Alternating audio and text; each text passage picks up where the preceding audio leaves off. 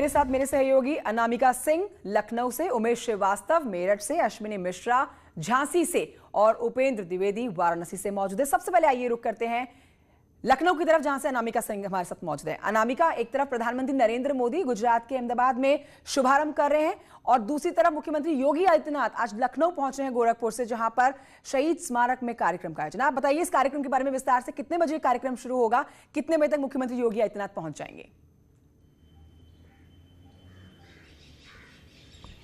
और देखिए कंचन, पीएम मोदी वैसे तो इस अमृत महोत्सव की शुरुआत साबरमती से कर रहे हैं, लेकिन उत्तर प्रदेश का महत्वपूर्ण योगदान रहा है आज़ादी की लड़ाई में और शायद यही वजह है कि उत्तर प्रदेश के 4 वो जिले जिनका इतिहास रहा है आज़ादी की लड़ाई में बड़े आंदोलन करने के लिए, फिर चाहे बात बलिया की करे या झांसी की करे, मेरठ की करे या खुद लखनऊ को काकोरी कांड जिसके जो सभी के जहन में होगा, तो ये 4 ऐसे जिले हैं जहां पर महत्वपूर्ण आयोजन होने हैं। मुख्यमंत्री योगी आदित्यनाथ करीब 10 बजे काकोरी का जो शहीद स्मारक है वहां पर पहुंचेंगे।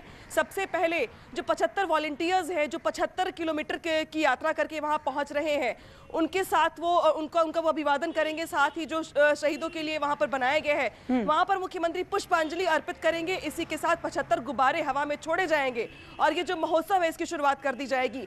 पूरा दिन ये कार्यक्रम चलता रहेगा, अलग अलग जो कवियों के पाठ है वो चलते रहेंगे। आज़ादी की लड़ाई में जिन लोगों ने महत्वपूर्ण भूमिका निभाई है उनकी जीवनी, उनके ऊपर तमाम जो कविताएं हैं, जो गीत हैं, अब वो सुनाए जाएंगे। यानी कि पूरा का पूरा दिन जो होगा आज देशभक्ति में डूबा होगा और याद किया जाएगा उन अमर शहीदों को जिन्होंने आजादी की लड़ाई में आज पूरा का पूरा दिन हम देखेंगे उत्तर प्रदेश में देशभक्ति में डूबा हुआ नजर आएगा। और ऐसी ही जो तस्वीर मेरठ से निकलकर आ जाने वाली है लखनऊ के बाद, उसके ऊपर हम उमेश श्रीवास्तव से अपडेट ले लेते हैं। उमेश श्रीवास्तव, मेरठ में क्या तैयारियां हैं? जी हाँ, देखिए कंचन, कहा जाता है कि दे दी हमें आजादी बिना खड़ग बिना ढाल, साबरमती के संत तूने कर दिया कमाल। देश आज़ादी की 75वीं वर्षगांठ मना रहा है और समूचे देश में भव्य आयोजन हो रहे हैं। क्रांति की नगरी मेरठ में अमृत महोत्सव का भव्य आयोजन किया जा रहा है। यहाँ की छटा बस देखते ही बनती है। यहाँ शहीद स्मारक में भव्य कार्यक्रम का आयोजन किया जा रहा है। मैं अपने कैमरा पर्सन अभिषेक शर्मा से कहूँगा कि दिखाएं यहाँ की तस्वीरें कि किस तरह से यहाँ पर एक बड़ी सी स्क्रीन लगाई गई है जिसमें लिखा हुआ है India at 75, celebrating 75 years of India's independence, आज़ादी का अमृत महोत्सव। उत्तर प्रदेश सरकार के वित्त मंत्री सुरेश खन्ना यहाँ शिरकत करेंगे। हमारे साथ कुछ स्थानीय लोग मौजूद हैं, उनसे बात कर लेते हैं। मैडम, आप गुलाब के फूलों के साथ खड़ी हुई हैं, कितना खुश है कि देश आजादी की 75वीं वर्षगांठ मना रहा है और आज कैसे आयोजन होने जा रहा है? सर, आज का दिन किसी भी महोत्सव से बड़ा है और किसी भी त्योहार से ज़्यादा खुशी देने वाला है। ये आज़ादी का जो अमृत आज हम पी रहे हैं, इसको हमारे क्रांतिकारियों ने कितना विष पीकर हमें प्राप्त कराया है, इसको बनाने के लिए आज मैं बहुत खुश हूँ कि मुझे ये मौका मिल रहा है कि मैं इसके साज सज्जा में भागीदारी कर रही हूँ। और कहते हैं ना कि खाक में मिल जाएगा जब मेरी हस्ती का वजूद, यादगारे गुमशुदा उभरेंगे इस तस्वीर से। तो ये वही तस्वीर है जो हमें आज हम देख रहे हैं, हमारी आजादी की तस्वीर, जिनको हमारी क्रांतिकारी आजादी की जश्न की तस्वीर जो है पूरे उत्तर प्रदेश में दिखने वाली है। हमने लखनऊ में से तस्वीर दिखा रहे हैं अपने दर्शकों को कार्यक्रम के साथ ही मेरठ से हमने बात कर ली।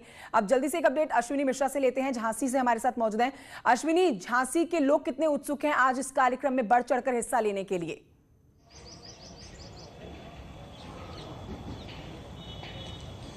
हाँ बिल्कुल, देखिए 75वीं वर्षगांठ हम तब मना पा रहे हैं जब इसी किले से, रेशम के किले से 1857 में उन्होंने अंग्रेजों के खिलाफ एक क्रांति का बिगुल फूंका था। तकरीबन 100 साल का जो लंबा संघर्ष किया, उसके बाद अपना देश आज़ाद हुआ, तब जाकर के आज हम 75वीं वर्षगांठ मना पाने जा रहे हैं। जिस तरीके से कार्यक्रम की पूरी जो रूपरेखा तैयार कर ली गई है, जो प्रदेश के जो मंत्री हैं मोती सिंह, वो आएंगे और उस पूरे कार्यक्रम का उद्घाटन करेंगे। तो 3 हफ्तों तक लगाई जाएगी प्रदर्शनी झांसी में, जिसमें ये दिखाया जाएगा कि किस तरीके से आखिर अपना देश आज़ाद हुआ।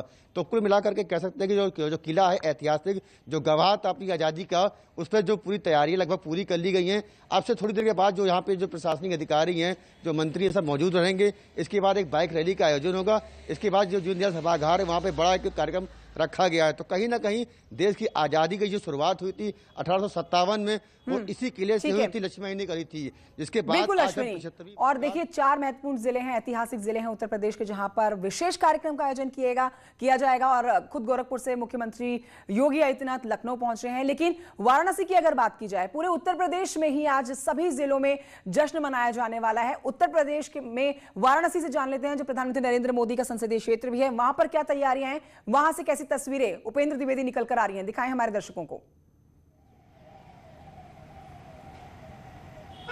बिल्कुल, देखिए कहते हैं कि जो आज़ादी थी वो अमृत के समान थी, और इस पूरे जो यूपी में इसका आयोजन हो रहा है अमृत महोत्सव का, इसका बलिया और झांसी में जो आयोजन है उसका सीधा जुड़ाव काशी से है, क्योंकि झांसी की रानी लक्ष्मीबाई काशी की बेटी थी और बलिया बनारस से रोटी और बेटी का रिश्ता था। बलिया में ही आज़ादी के पहले झंडा फहरा दिया गया था, तभी उसको बागी बलिया कहते हैं। तो आप लोग आज तैयारी कर रहे हो, आप तो उस जगह के हैं जहां खुद रानी लक्ष्मीबाई ने जन्म लिया, घाट किनारे। तो किस तरीके का आयोजन है और अमृत महोत्सव की क्या महत्व आप समझ रहे हैं? आपके सांसद और देश के प्रधानमंत्री इसका शुभारंभ कर रहे हैं। देखिए, हम सब अपने आप को बहुत गौरवान्वित महसूस करते हैं कि हम यहाँ से झांसी की रानी लक्ष्मीबाई जी के जन्म यहाँ हुआ था, और हमारे पड़ोसी ज़िले मंगल पांडे स्वतंत्रता सेनानी के आंदोलन के ये सेनानी हैं। सबसे बड़ी बात, गर्व की बात यह है कि हमारे यशस्वी प्रधानमंत्री और हमारे काशी के सांसद इन सेनानियों को, जैसे कि पूर्व की सरकारों में पूर्व के जो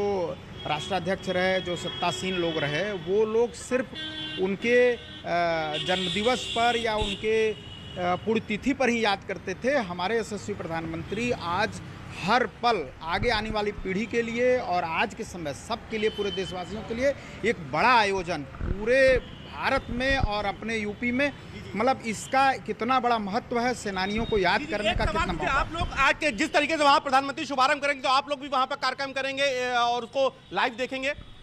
जी बिल्कुल, हम सब। ठीक है उपेंद्र, वाकई में तो प्रदेश सरकार की तैयारी तो है, प्रशासन ने आज कार्यक्रम करवाने की पूरी तरह से तैयारी कर रखी है, और लेकिन इस बीच जो स्थानीय लोग हैं वो लोग भी काफी उत्सुक हैं आज के इस जश्न में सराबोर होने के लिए। बहुत शुक्रिया आप तमाम संवाददाताओं का हमारे साथ जुड़ने के लिए और हर जिले की तस्वीर बारीकी से दिखाने के लिए। अब बढ़ते हैं और आपको बताते हैं कि 5 राज्यों में हो रहे विधानसभा चुनावों में सीएम योगी की अगर डिमांड की बात की जाए तो वो सबसे ज्यादा है।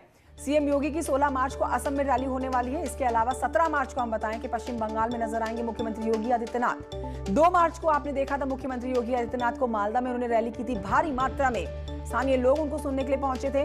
और अब 16 और 17 मार्च को उनका रैली का कार्यक्रम, 16 तारीख को असम में दिखेंगे और 17 तारीख को एक बार फिर से पश्चिम बंगाल में गरजेंगे योगी आदित्यनाथ।